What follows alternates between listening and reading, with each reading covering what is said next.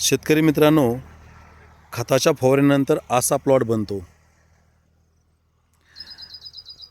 आपली पण पहिली खताची फवारणी असेल तर तुम्ही अशा पद्धतीने घ्या.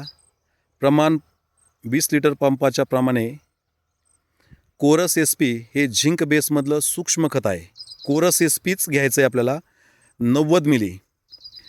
त्यानंतर फिक्टर प्लस घ्यायचं आहे 40 मिली. 10-53-10 हे फॉस्फेटयुक्त ग्रेड आहे, ते आपल्याला 70 ग्रॅम घ्यायचं आहे. BSF कंपनीचं इम्युनेट घ्या की ज्याने चक्रीभुंगा आणि खोडमाशी आणि आळी कंट्रोल होते. अन्यथा अनुलिक एक 10 मिली आणि इमामॅक्टिन बेन्झोएट म्हणजे इम्बूज एक 15 ग्रॅम असं मिक्स करून आपल्याला खताच्या फवारणीसोबत कीटकनाशकाची फवारणी ठेवायची.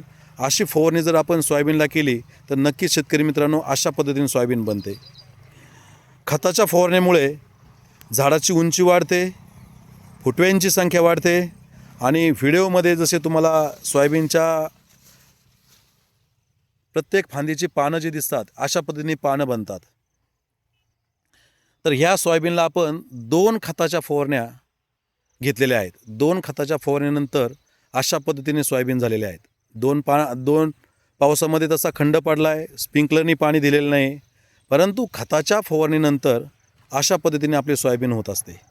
म्हणून शेतकरी मित्रांनो, आपलंही सोयाबीन असेल तर तुम्ही आत्ता 20 लिटरच्या पाण्यास मी सांगितल्याप्रमाणे खताची फवारणी तुम्ही करावी. शेतकरी ॲग्रो सर्व्हिसेस यांच्यानुसार जर आपण सुरुवातीपासून 3 फवारण्या व्यवस्थित जर घेतल्या तर नक्कीच इतर शेतकऱ्यांच्या तुलनेमध्ये 2.5 ते 3.5 क्विंटलपर्यंत ॲव्हरेज आपलं नक्कीच वाढेल. हे मी तुम्हाला मागील अनेक वर्षाच्या अनुभवातून सांगतो. अनेक सुज्ञ शेतकरी ॲग्रो सर्व्हिसेस यांच्यानुसार मागील अनेक वर्षापासून खताच्या फवारण्या घेतात आणि त्यांचे उत्पादन इतर शेतकऱ्यांच्या तुलनेमध्ये नक्कीच वाढीव मिळते. त्यामुळे ह्या वर्षीसुद्धा प्रतिकूल परिस्थिती आहे. ह्या कालावधीमध्ये जेवढं तुम्ही खताचे स्प्रे घेता तर नक्कीच तुम्हाला अशी सोयाबीन आपली खताच्या फवारणीनंतर 8 ते 10-15 दिवसामध्ये आपल्याला सोयाबीन झालेली दिसेल.